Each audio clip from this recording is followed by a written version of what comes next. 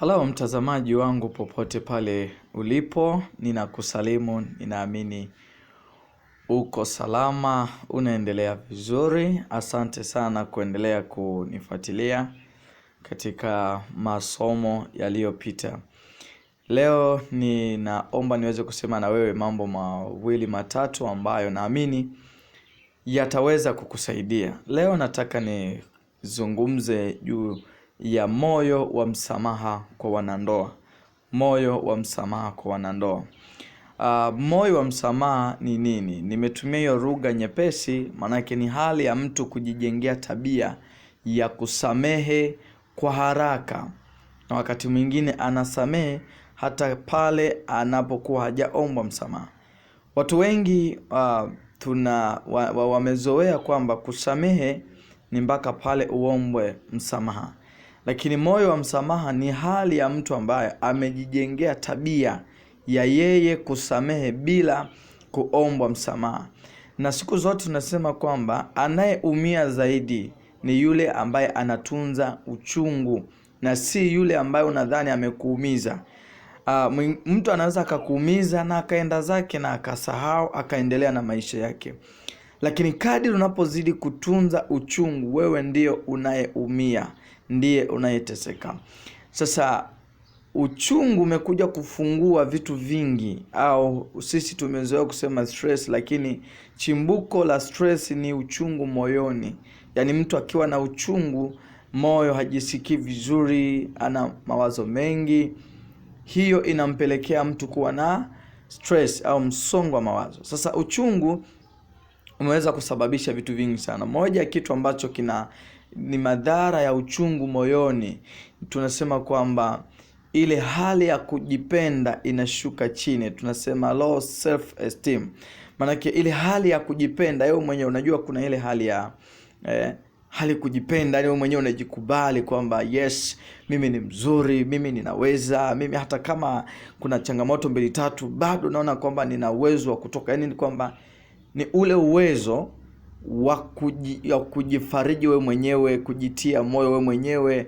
Ni tunasema kwamba ile hali ya wewe mwenyewe si nitumie lugha gani nyepesi unielewe, ni ile hali ya kujihamasisha wewe mwenyewe. Yes, ile hali ya kujihamasisha wewe mwenyewe kwamba yani ndani unaona kama kuna mtu anakutia moyo kwamba hata kama umeshindwa, hata kama umefeli, hata kama hujapata mtoto, hata kama huna fedha, bado una uwezo wa kuinuka tena. Sasa uchungu unaondoa hiyo hali. Hiyo hali ni hali ya asili ambayo kila mtu ameumbiwa nayo.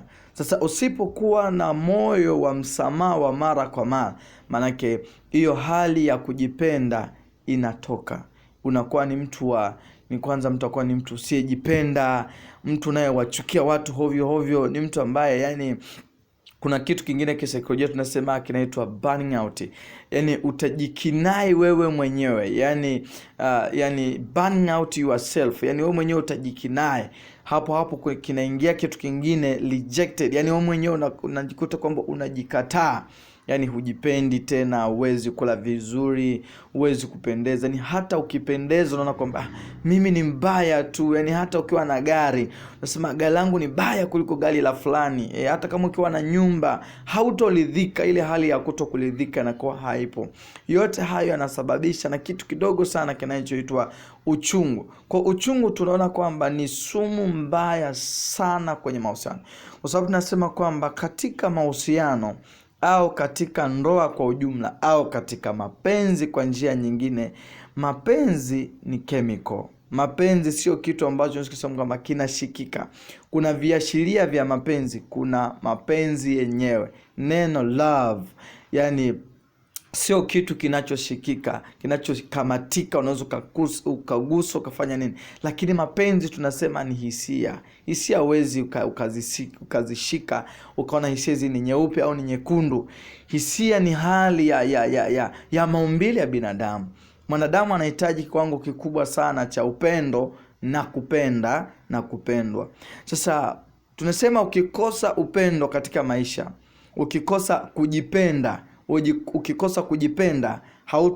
hautoweza kupendwa. Ukikosa wewe upendo, yani wewe mwenyewe usipojipenda, hautojua neno kupenda maana yake nini. Huwezi kupenda mke wako, huwezi kupenda mume wako, hata rafiki, hata mpenzi wako huwezi kumpenda kwa sababu ya uchungu moyoni. Sasa lazima ujijengee tabia ya kuweza kusamehe kwa haraka hata kabla haujaombwa msamaha. Hiyo itakujengea wewe hali ya kujipenda, hali ya kujithamini, lakini hali ya kuweza kuthamini mwenzo wako. Sababu kuna tatizo moja ambalo limeingia sasa kwenye ndoa nyingi, hali ya watu niseme kama kuzoeana, wanazoeana kwa haraka. Kwa nini hali hiyo imeingia? Ni kwa sababu hilo tatizo linatokana kwamba watu wana uwezo wa ku-experience negative zaidi kuliko positive. Yani mtu wana uwezo wa kuzoeana kwa haraka kwa sababu anapoona madhaifu ya mtu. Sasa madhaifu ya mtu tunasema sio chanzo cha ku-expire kwake. Kumbuka, unapoona madhaifu mengi ya mtu, kuna upande mwingine wa mema ya mtu hujayaona. Lakini ukiwa na moyo wa upendo, ukiwa na moyo wenye amani na moyo wenye furaha, tunasema kwamba kiwango kikubwa cha upendo kinaweza kuficha kiwango kikubwa cha madhaifu ya mtu. Hata wale ambao tunaamini Biblia inasema kwamba upendo una nguvu kuzidi hata mauti. Sina muda mrefu, ningekupa dondoo chache za kuimarisha upendo ndani yako. Kwa wakati mwingine nitazungumza na wewe. Endelea kufuatilia video zangu ambazo nimeposti katika channel yangu ya YouTube. Unaweza kuingia katika channel ya YouTube, kaandika Official Marco Ngulo.